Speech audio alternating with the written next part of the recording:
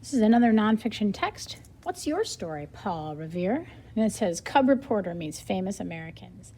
This nonfiction is written a little bit differently. It's written kind of like a reporter is talking to Paul Revere, but I don't believe a bear actually interviewed Paul Revere.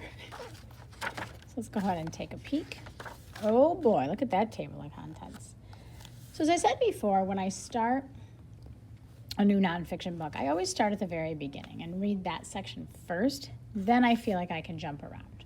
So I'm going to start with Paul Revere on page 4. Hi, friends. Today, I'm talking to Paul Revere, a very important person from history. Paul, why are you important? Can you tell us about yourself? Paul says, of course. I was one of the patriots who helped early Americans stand up to the British. In the 1700s, the United States wasn't a free country. It was a group of colonies. The colonies were ruled by Great Britain. We colonists had to follow Great Britain's laws, but we didn't always agree with those laws, so we found ways to fight back. I became a secret messenger to help the cause. I also went on a midnight ride that helped the colonists become free. And here is Paul Revere.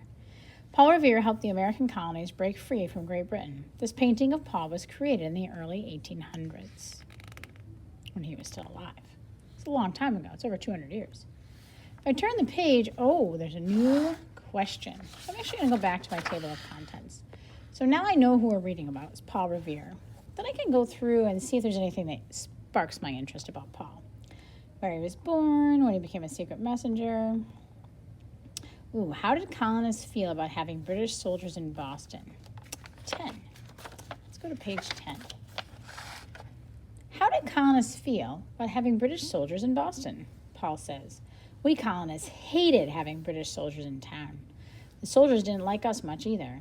Some colonists made fun of the soldiers' uniforms. Kids called the soldiers lobsters because they wore red coats. Soldiers and colonists were always getting into fights.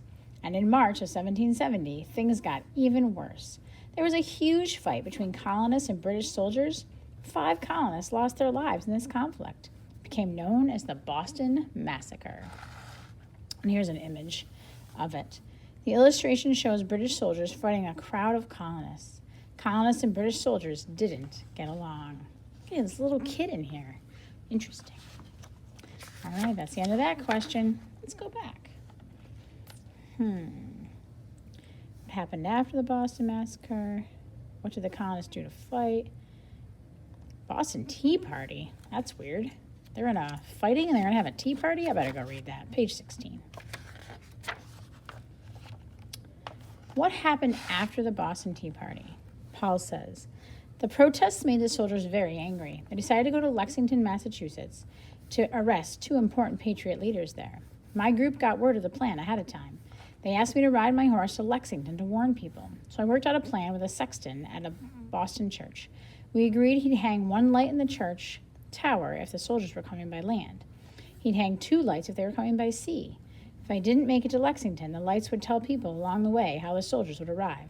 The sexton hung 2 lights. Then I took off on my famous ride. It says Paul created this picture showing the British arriving in Massachusetts by sea. This is all water here. All the soldiers coming in, you see all the red. So Paul Revere was a painter as well. Interesting. What happened between the British soldiers?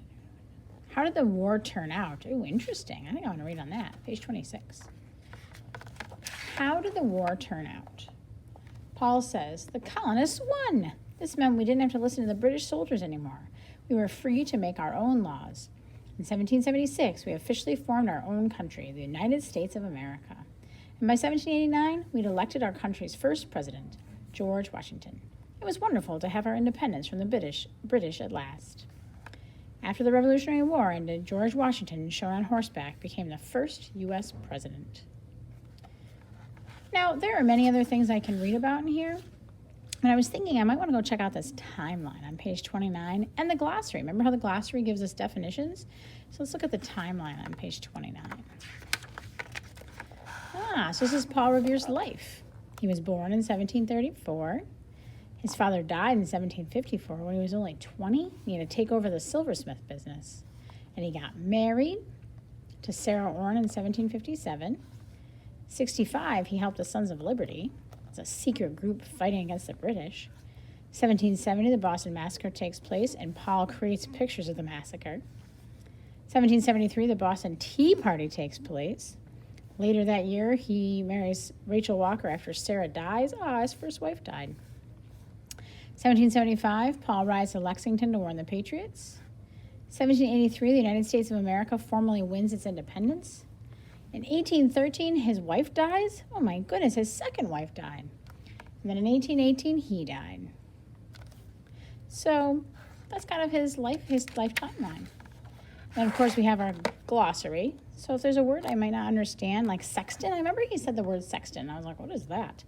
A person who takes care of church buildings. Oh, gee, you know what? I'm wondering if, I think it was here, the sexton, I just have to go back.